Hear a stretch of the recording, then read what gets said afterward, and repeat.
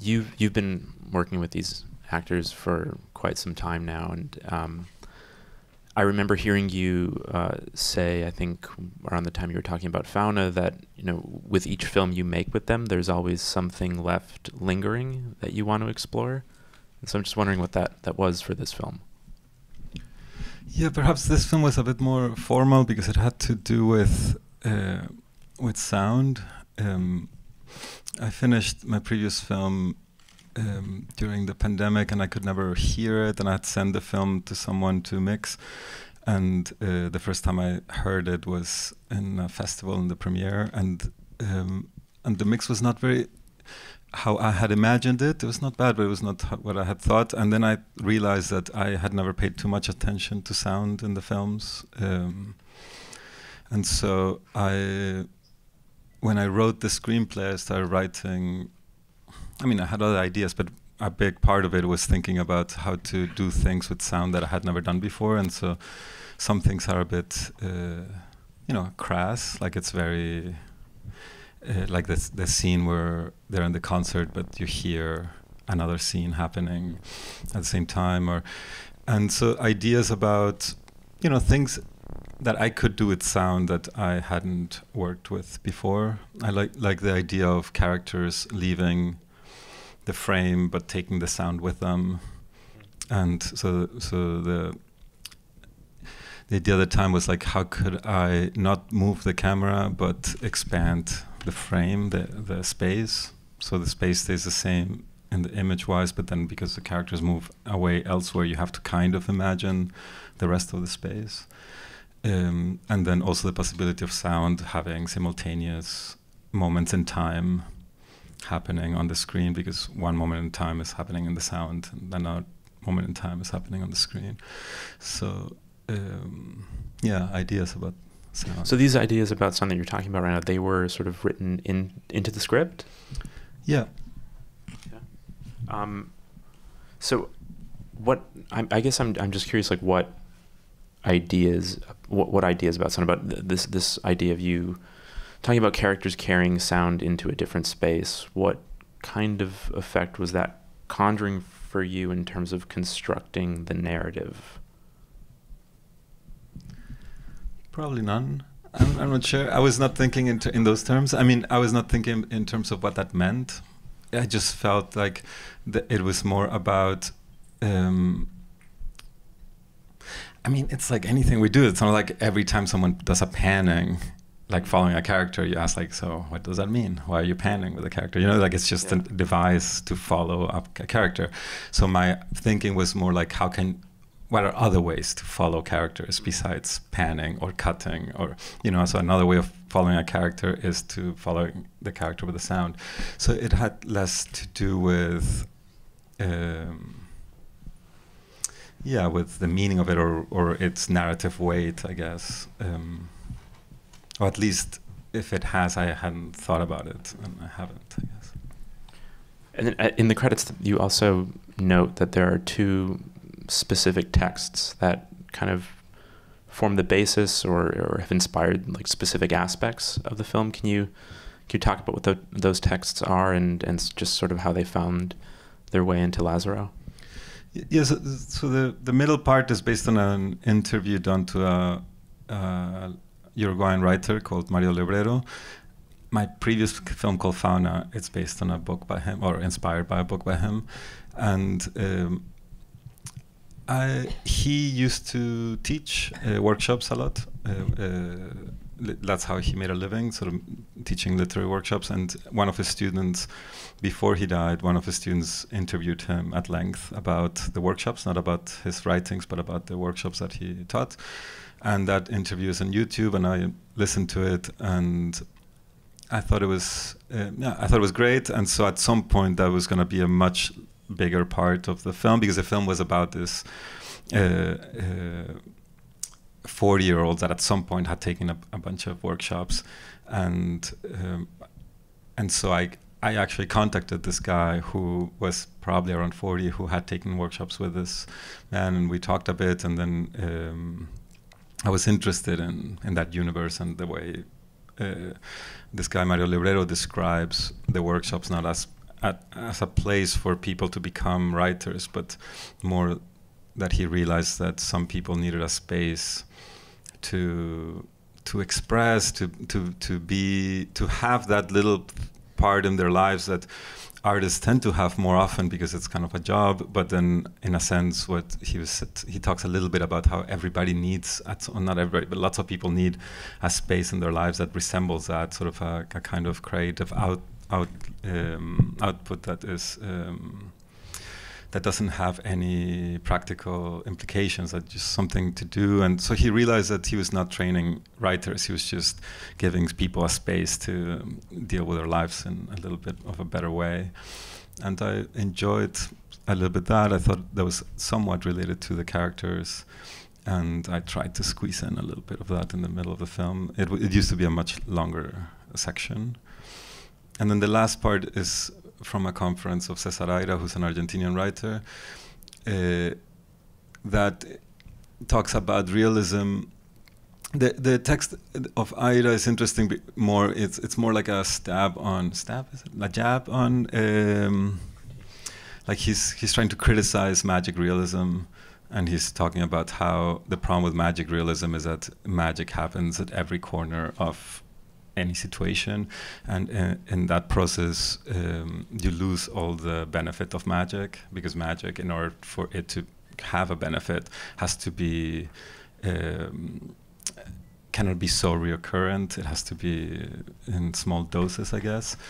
And then he also talks about Aladdin and how if you read the original Aladdin, he only asks for a meal over and over again for the longest time. And if we read it as sort of modern audiences, it feels like Aladdin is like a literary figure, like not a human being, but just some kind of a caricature that helps that narrative to exist. But then if you think a bit more, you can understand why, let's say, the genie is not surprised at the fact that Aladdin only asks for a meal, because perhaps he's a pre-capitalist genie that understands that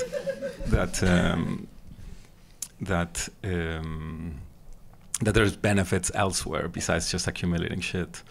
So and maybe it's not that Aladdin is wise, but that he just lives in a world in which it makes sense to maintain what you have and just get a bit of extra with magic. And when you get magic, you get rescued from a cave when you need to, get some food when you don't have any, as opposed to what any of us would perhaps do.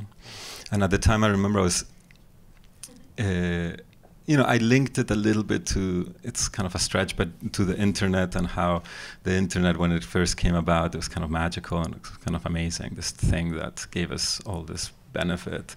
And then very quickly it became something that at least it's not magical anymore, and perhaps it kills all the magic in the world at the same time. All those moments of we were talking about this earlier, like even when I was a teenager, you had a song in your mind that you liked, and it was on the radio once in a while, so you wanted to record it to have it, and so you had like your tape in the recorder for when the radio came on, and then it came in the radio, and then you rushed, and then you had the song, but like you're missing the first 20 seconds of the song, but you kind of had it. There was something kind of magical about that whole process, and now that's gone. And I mean, maybe we can find other things, but it's like when people are arguing about something and then someone Googles it, it's like, yeah, there's no more. The search is gone. The delayed gratification is gone. And in the sense, for me, anyway, I don't know why I got into that, but what were these ideas that you shared with like your actors? Were these texts familiar to your actors? Maybe you can, for those who might not be familiar, can you just talk a little bit about your relationship to them, and just generally how you work with them, and what their sort of relationship to the script is that you give them? Okay, so they have a theater company. They've been working together as a theater group for like 20 years, and I've also been working with them for about the same amount of time, kind of in parallel. So while they're very involved in the films, for me, that's not their main thing. So like for them, they have their plays, and that's what they do, and they're directors, and so I spent a lot of the year, like my life, thinking about them and characters for them and screenplays for them, but they don't spend any time on the films, and I just give them the screenplays sort of a few months before the shoot, and then we do it. The films are always related in one way or another to them, and so there is always biographical elements, sometimes material elements, like the apartment where Paco lives is his apartment, and many times the clothes they wear are clothes that they have, sometimes that they wear, sometimes not, but stuff that is theirs, and sometimes other things. So like for this film, this is like an inside joke almost, but it's because of this thrive of like including things of their lives helps me also write the screenplays, is that the main character, Lázaro, he used to be called Gavino in actual life outside of this film, and then he had his face was quite different, and then he changed his name to Lázaro and had plastic surgery, and sort of like, you know, has a new face and a new identity, and he's trying to become a new person in a sense, kind of a bit hokey, but there is something to it. And I remember when he first did the transformation, it was always this back and forth. We always called him Gavino. He corrected us, and there was always this kind of funny moment of tension of misnaming him, and he took it very seriously. For us, it was kind of, it's kind of a difficult. It was difficult to take it as seriously as he was taking it, and so that kind of worked its way into the film, and. So there's always things about their lives that are in there. I mean, they're very close people in their, like they're very close friends, even though, and at the same time, the early films I made with them was about people that were living almost like on top of one another, like because that's how kind of I perceived it. Whereas now those relationships after so many years are much more fragmented, and so. They stop seeing each other for long periods of time. They have more frictions and so on. I mean, they're no longer 20 in their 40s, and so there's something of that in the film as well. We can start taking some audience questions. Yes, in the back, and a mic will come to you in a second. Yeah. Hi. First, I love the movie, so thank you for showing it here. I was wondering how you found the balance between writing these characters as the people that you know and as like just characters in the film, like how, yeah. I mean, there is something that the director says in the film that everything that the director says I agree with, even though it sounds so ridiculous when he says it. but he says this thing about, he's trying to make portraits of the actors, basically, like the ideas that the actors become the characters, and I mean the opposite, that the characters become anyway, that the characters become the actors and not the other way around, and that's something that I've always kind of attempted to do, and my idea in a sense is that I don't have an idea of who the characters are per se. It's more I write some texts between them, I create some situations, but there is no backstory, there's no character description. I have no idea of their hopes and dreams in a sense. I mean, they come through the dialogue and the situations themselves, but there's no biography, let's say. And in a sense, in one sense, I think it helps that the biography or who they are to some degree resembles the actual people playing the characters. But I also think that even when I don't do that, I think that because in this film they're all playing actors, which they are, and so it's a bit closer.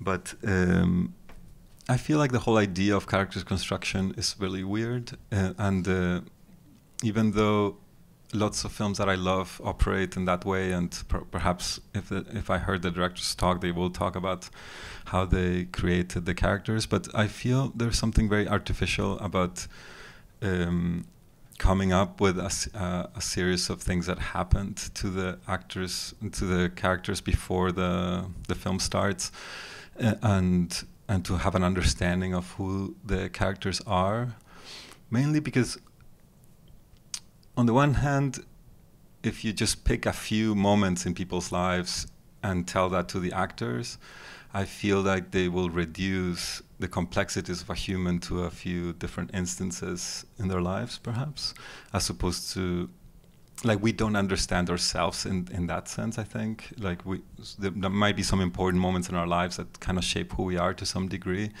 but I think who shapes who we are is much more complex and much more unconscious, and so it can be really harmful for actors. And I think the reason why it sustains itself, this idea of character construction, has to do with the fact that some actors are just really good. And so even if directors tell them stupid things about who their characters are, they're able to sustain something and not base their characters on those kind of little moments that a director might mention.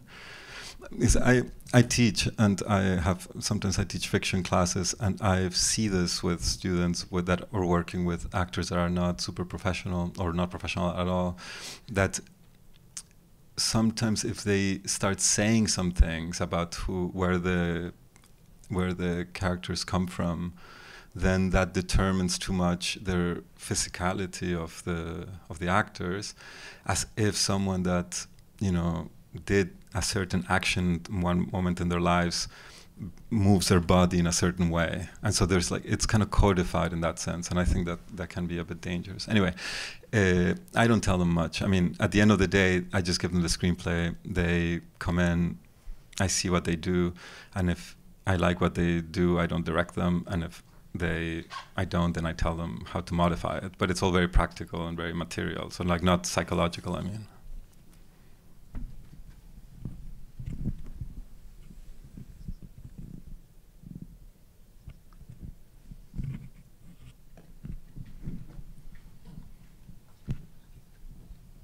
Thank you.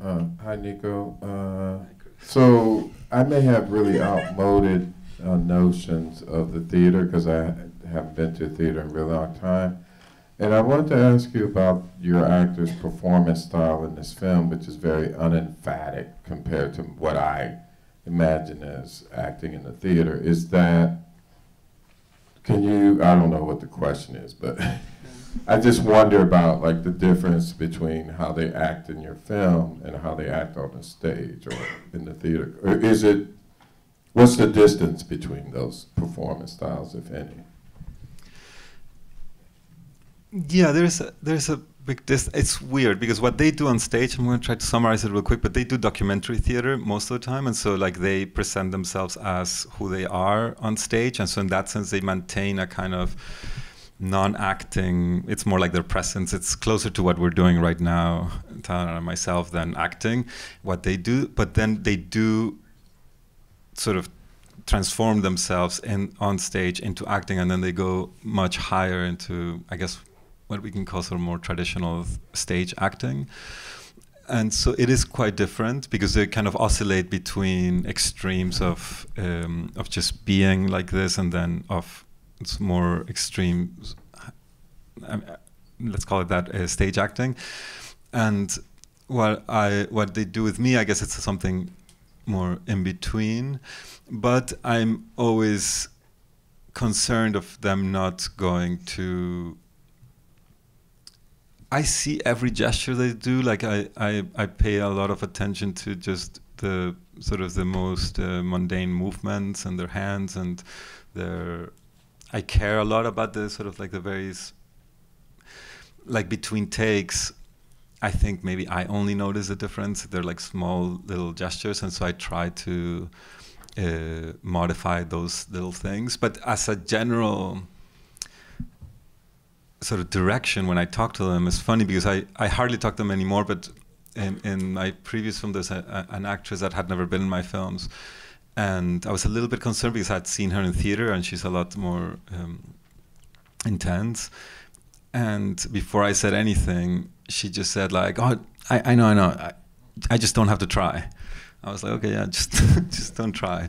Don't put any effort, and then it'll come through." So I guess there's a sense of just not of them not pushing themselves. Also, for me, it's important for them not to act what they're thinking. So in a sense, like it's not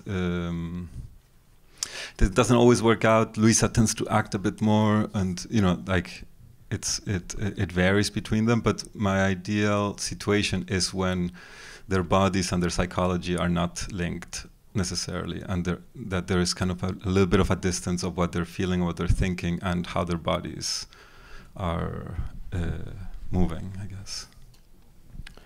Is this why they're eating so much in the film? I mean, it helps, I guess, because then they have to, not think. I don't know why I make them eat so much. I'm not sure. No, I really don't. I'm not sure. I got a cutoff sign, but we can just take one last question right there. Hi, Nico. Thank you for the film. I'm interested in what you said at the beginning about talking of how sound can expand the scene and allow us to kind of enter the imagined room that people have moved into.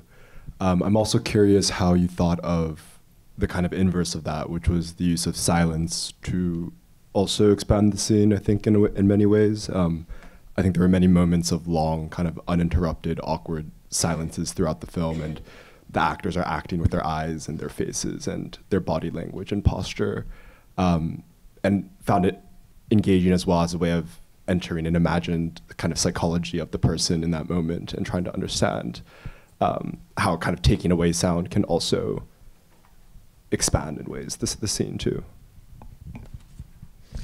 Yeah, I mean, perhaps I was thinking it in very sort of practical terms, like instead of panning that way, you just kind of go that way with sound. Whereas silence perhaps is a bit more ambiguous what it does, in the sense that I agree perhaps that it expands something, but I don't know exactly what that is, like our possibility of thinking beyond what's exactly happening in the moment, or I'm not sure. But I enjoy a lot the moments of silence, because in my films, especially lately, they talk quite a bit, the characters, and so there's a sense of just following exactly what's happening. So if you're reading even more, like, so you're just going back and forth, following a very particular narrative, and there is little time for anything else. And silence allows for that narrative to continue, because most of the time, hopefully, the silence is linked to what's happening. So like increase of tension or whatever. And then also there is enough time to wander a little bit beyond the immediate. But yeah, it's a bit more abstract in that sense. Okay, I'm afraid we're out of time. But Nico, thank you. Thank you so much. Thank you.